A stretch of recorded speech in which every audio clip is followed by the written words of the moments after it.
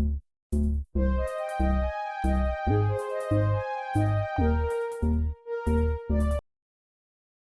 बच्चों, आपका स्वागत है मेरे इस चैनल में।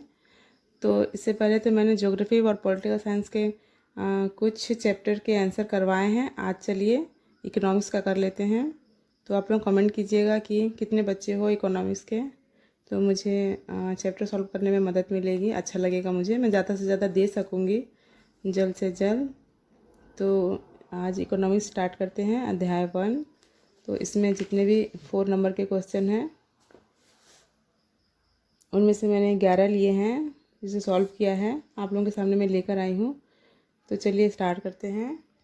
पहला है, विभिन्न आधार पर बाजार का वर्गीकरण क्या क्या है। आंसर है, बाजार का वर्गीकरण विभिन्न आधारों पर किया जा सकता है, जो इस प्रकार है। उत्पाद के आधार पर, कृषि बाजार, औद्योगिक बाजार, उपभोक्ता बाजार। दूसरा है, स्थान के आधार पर, स्थानीय बाजार, क्षेत्रीय बाजार, राष्ट्रीय बाजार और अंतर्राष्ट्रीय बाजार। तीसरा है, व्यापार के आधार पर, थोक बाजार, खुदरा बाजार। चौथा है, समय के आधार पर, दीर्घकालीन बाजार, अल्पकालीन बाजार। पांचवा है, विनिमय के आधार पर, वास्तविक बाजार, बाजार ऑनलाइन बाजार। छठवा है, प्रतिस्पर्धा के आधार पर, एकाधिकार बाजार, अल्पाधिकार बाजार, पूर्ण प्रतिस्पर्धा बाजार। सातवां है, वितरण के आधार पर, सीधा बाजार, अप्रत्यक्ष बाजार। इस वर्गीकरण से बाजार की विशेषताओं और आवश्यकताओं को समझने में मदद मिलती है।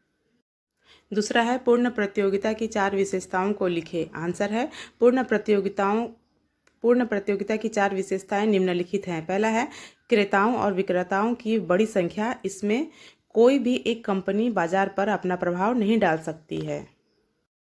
दूसरा है, समरूपी उत्पाद या वस्तु की एक रूपता। इससे ग्राहकों को किसी भी एक कंपनी के उत्पाद को चुनने की स्वतंत्रता होती है।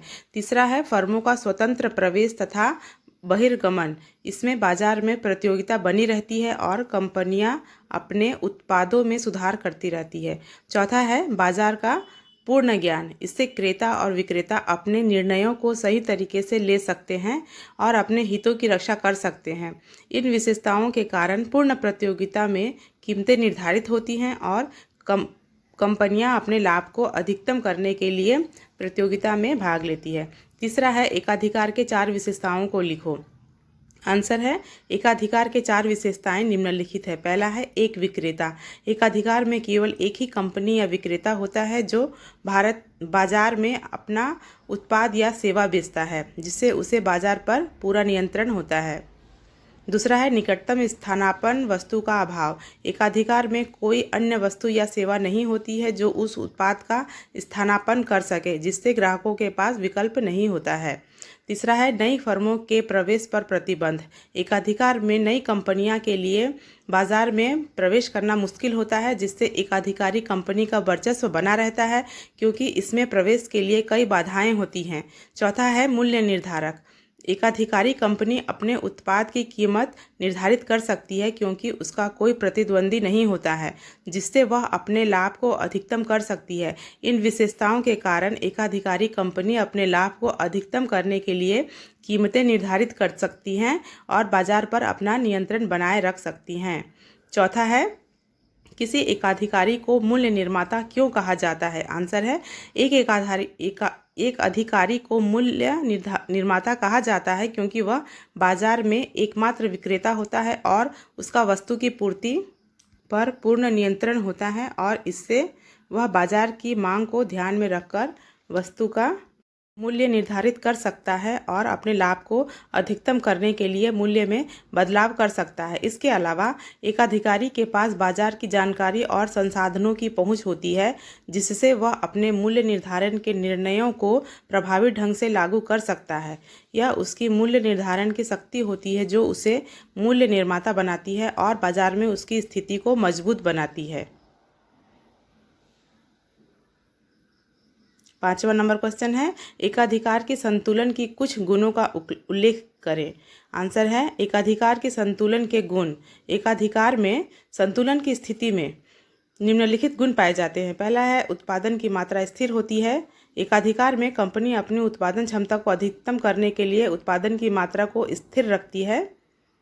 दूसरा है मूल्य स्थिर होता है। एकाधिकार में कंपनी अपने उत्पाद की कीमतों को स्थिर रखती है ताकि ग्राहकों को आकर्षित किया जा सके। तीसरा है लाभ अधिकतम होता है। एकाधिकार में कंपनी अपने लाभ को अधिकतम करने के लिए उत्पादन और मूल्य को नियंत्रित करती है। चौथा है प्रवेश और निकास की बाधाएं होती है।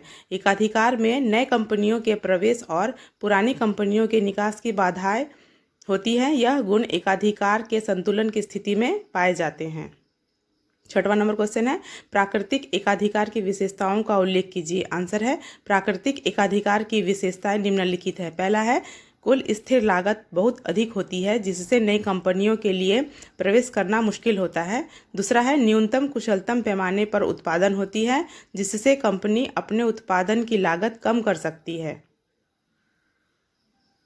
तीसरा है प्रवेश करना लगभग असंभव होता है क्योंकि इसमें उच्च पूंजी निवेश, विशेषज्ञता या सरकारी अनुमति की आवश्यकता होती है। चौथा है कोई प्रतिस्पर्धा या बहुत सीमित प्रतिस्पर्धा होती है जिससे कंपनियां अपने उत्पाद की कीमतें और गुणवत्ता निर्धारित करती है। पांचवा है कीमत कम रहती है क्योंकि कंपनी अपने उत्पाद की लागत कम करके ग्राहकों को आकर्षित कर सकती है।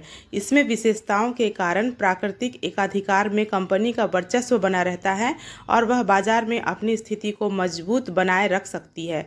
यह एकाधिकार सरकारी नीतियों और नियमों द्वारा निर्धारित किया जा सकता है ताकि ग्राहकों के हितों की रक्षा की जा सके। सातवां नंबर क्वेश्चन है विभेदात्मक एकाधिकार के विभिन्न रूपों की चर्चा करें। आंसर है विभेदात्मक एकाधिकार के विभिन्न रूप। विभेदात्मक एकाधिकार में उत्पादक अपने उत्पाद को अलग अलग ग्राहकों के लिए अलग अलग मूल्य पर बेचता है। इसके विभिन्न रूप हैं। पहला है भौगोलिक विभेद, उत्पादक अलग अलग क्षेत्रों में अलग अलग मूल्य पर उत्पाद बेचता है। दूसरा है ग्राहक विभेद, उत्पादक अलग अलग ग्राहकों के लिए अलग अलग मूल्य पर उत्पाद बेचता है। तीसरा है समय विभेद, उत्पादक अलग अलग समय पर अलग अलग मूल्य पर उत्पाद बेचता है। चौथा है उत्पाद विभेद, उत्पादक अलग अलग उत्पादों के लिए अलग अलग मूल्य पर बेचता है। पांचवा है पैकेजिंग विभेद, उत्पादक अलग अलग पैकेजिंग में अलग अलग मूल्य पर उत्पाद बेचता है। इन विभिन्न रूपों में उत्पादक अपने लाभ को अधिकतम करने के लिए विभेदात्मक एकाधिकार का उपयोग करता है। आठवां नंबर क्वेश्चन है एकाधिकार प्रतियोगिता की विशेषताओं का उल्लेख करें। आंसर है एकाधिकार प्रतियोगिता की विशेषताएं निम्नलिखित है। पहला है स्वतंत्र रूप से कार्य करने वाले विक्रेताओं की अधिक संख्या। इस प्रतियोगिता में कई विक्रेता अपने उत्पाद बेचते हैं लेकिन प्रत्येक विक्रेता अपने उत्पाद की कीमत और गुणवत्ता निर्धारित करने में स्वतंत्र होता है। दूसरा है वस्तु विभेद या वस्तु भिन्नता। एकाधिकार प्रतियोगिता में विक्रेता अपने उत्पादों में विभिन्नता लाने की कोशिश करते हैं ताकि ग्राहकों को आकर्षित किया जा सके। यह विभिन्नता उत्पादन की गुणवत्ता, डिजाइन और पैकेजिंग में हो सकती है। तीसरा है फर्मों का स्वतंत्र प्रवेश। इस प्रतियोगिता में नए विक्रेता बाजार में प्रवेश कर सकते हैं और असफल विक्रेता बाजार से निकल सकते हैं। यह प्रवेश और निकास की स्वतंत्रता बाजार को गतिशील बनाती है। चौथा है गैर मूल्य प्रतियोगिता। एकाधिकार प्रतियोगिता में विक्रेता अपने उत्पादों की कीमतें निर्धारित करने में स्वतंत्र होते हैं लेकिन वे अपनी कीमतें प्रतिद्वंदी विक्रेताओं की तुलना में प्रतिस्पर्धी रखते हैं। इसके अलावा विक्रेता विज्ञान, प्रमोशन और अन्य विपणन रणनीतियों का उपयोग करके ग्राहकों को आकर्षित करते हैं। पांचवा है विक्रय लागत की उपस्थिति। इस प्रतियोगिता में विक्रेता अपने उत्पादों को बेचने के लिए विक्रय लागत जैसे कि विज्ञापन, प्रमोशन और सेल्समैन की लागत का उपयोग कर सकते हैं। यह लागत विक्रेताओं को अपने उत्पादों को अलग दिखाने और ग्राहकों को आकर्षित करने में मदद करती है। इन विशेषताओं के कारण एकाधिकार प्रतियोगिता में विक्रेता अपने उत्पादों की गुणवत्ता, मूल्य और विपणन रणनीतियों में सुधार करने की कोशिश करते हैं ताकि वे बाजार में अपनी स्थिति मजबूत कर सकें। 9वां नंबर क्वेश्चन है अल्पाधिकार क्या है, इसके दो प्रमुख प्रकार कौन कौन से हैं। आंसर है अल्पाधिकार एक ऐसी बाजार संरचना है जहां कुछ बड़ी फर्में एक ही बाजार में कार्य करती है और आपस में प्रतिस्पर्धा करती है। इस प्रकार की बाजार में फर्में अपने उत्पादों की कीमतें और गुणवत्ता निर्धारित करने में महत्वपूर्ण भूमिका निभाती हैं। अल्पाधिकार में फर्मों के बीच प्रतिस्पर्धा होती है लेकिन यह प्रतिस्पर्धा न तो पूर्ण प्रतिस्पर्धा होती है और ना ही एकाधिकार होता है। अल्पाधिकार के दो प्रमुख कारण हैं। पहला है पूर्ण अल्पाधिकार। इस प्रकार के अल्पाधिकार में कुछ बड़ी फर्में बाजार में पूरी तरह से प्रतिस्पर्धा करती है और उनके बीच कोई समझौता या सहयोग नहीं होता है। प्रत्येक फर्म अपने उत्पादों की कीमतें और गुणवत्ता निर्धारित करने में स्वतंत्र होती है। दूसरा है अपूर्ण अल्पाधिकार। इस प्रकार के अल्पाधिकार में कुछ बड़ी फर्में बाजार में प्रतिस्पर्धा करती है, लेकिन उनके बीच कुछ समझौते या सहयोग होते हैं। यह समझौते कीमत निर्धारण, उत्पादन क्षमता या विपणन रणनीतियों पर हो सकते हैं। 10वां नंबर क्वेश्चन है, कुल आय, औसत आय तथा सीमांत आय के बीच पाए जाने वाली 4 प्रमुख संबंध को उल्लेख करें। आंसर है कुल आय, औसत आय तथा सीमांत आय के बीच पाए जाने वाले 4 प्रमुख संबंध। पहला है कुल आय बराबर औसत आय गुना उत्पादन की मात्रा। कुल आय की गणना औसत आय और उत्पादन की मात्रा के गुणनफल से की जाती है।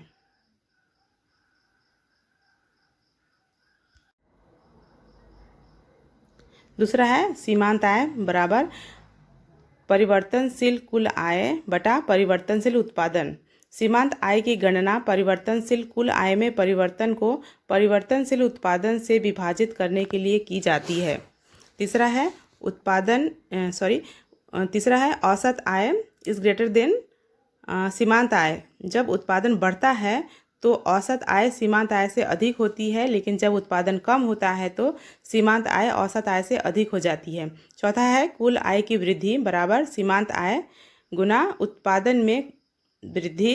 कुल आय में वृद्धि सीमांत आय और उत्पादन में वृद्धि के गुणनफल से निर्धारित होती है।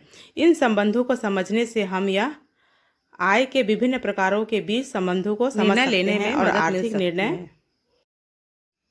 11वां नंबर क्वेश्चन है, स्थिर मूल्य की स्थिति में औसत आय तथा सीमांत आय में कैसा संबंध होता है। आंसर है स्थिर मूल्य की स्थिति में औसत आय और सीमांत आय में एक महत्वपूर्ण संबंध होता है, जो इस प्रकार है। स्थिर मूल्य की स्थिति में औसत आय और सीमांत आय बराबर होती है। यह संबंध पूर्ण प्रतियोगिता की अवस्था में होता है, जहां पहला है मूल्य स्थिर रहता है, दूसरा है उत्पादक अपनी कीमतें नहीं बढ़ा सकते, तीसरा है कुल आय में क्रमशः एक ही दर में वृद्धि होती है। इस स्थिति में औसत आय और सीमांत आय की समानता के कारण उत्पादक अपने उत्पादन को बढ़ाने से अपनी आय में वृद्धि कर सकते हैं, लेकिन मूल्य में कोई परिवर्तन नहीं होता है। उदाहरण है, एक फर्म 100 इकाइयों का उत्पादन करती है और प्रति इकाई 10 रुपये की कीमत पर बेचती है। औसत आय बराबर 10 रुपये, सीमांत आय बराबर 10 रुपये। इस स्थिति में औसत आय और सीमांत आय बराबर होती है, जो स्थिर मूल्य की स्थिति को दर्शाती है। तो बच्चों, इसमें मैंने 11 क्वेश्चन को सॉल्व किया है और 4 मार्क्स के टोटल 51 क्वेश्चन है। तो इसके बाद हम पार्ट 1 पार्ट 2 करके देते रहेंगे, तो आप लोग वेट कीजिएगा। और क्या प्रॉब्लम है उसे कमेंट करके बताइए। कौन सा मतलब सब्जेक्ट का चाहिए जल्दी, तो वो भी देने की कोशिश करूँगी, मुझे बताइए पहले। और आप लोग अगर इच्छा हो तो बताइए मुझे कि आप लोग कौन से स्कूल से हैं, कौन से जिले से हैं। चलिए मिलते हैं अगले वीडियो में। Thank you.